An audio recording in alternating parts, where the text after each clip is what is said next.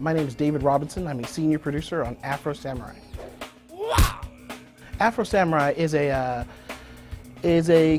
character based on the Spike TV miniseries, Afro Samurai. And it's basically a 5-part miniseries about a swordsman whose father is murdered in front of him when he's 5 years old.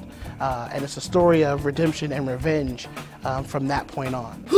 What we wanted to do was we reinforced the story by letting you play through a lot of the major scenes from the series. But then we leave that in another ring and let you literally live some of the other moments in between those big moments in the series, and we create our own storyline to fill in that backstory. The series is pretty much boss fight after boss fight. What we do is we give you the underlying causes for some of these things that go on. Afro is a unique character in that his dad's sword means everything to him, and the fluidity of his movement is just a part of his personality. What we didn't want was this hack and slash where you're just slashing your enemies, you don't really care, and you pick up a machine gun and you throw a couple of grenades. It's not like that at all. Every cut is like Afro remembering his dad. Every cut is an homage to what his father went through.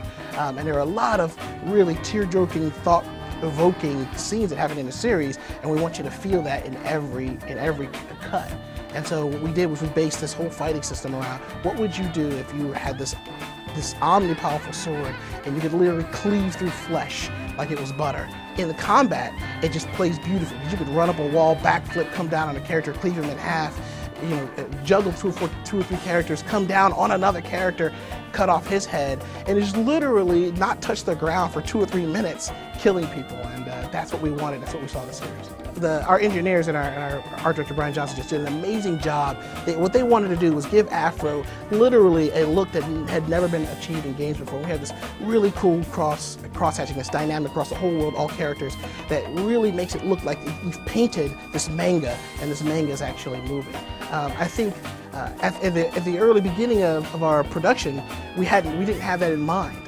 The game looked like most other games, and then the guys just said one day, hey, if we're really going to punch a hole in the sky, we need to do something at every point of the compass that no one has ever done before, and go for it. And the artistic side was the direction we took. This is Afro Samurai.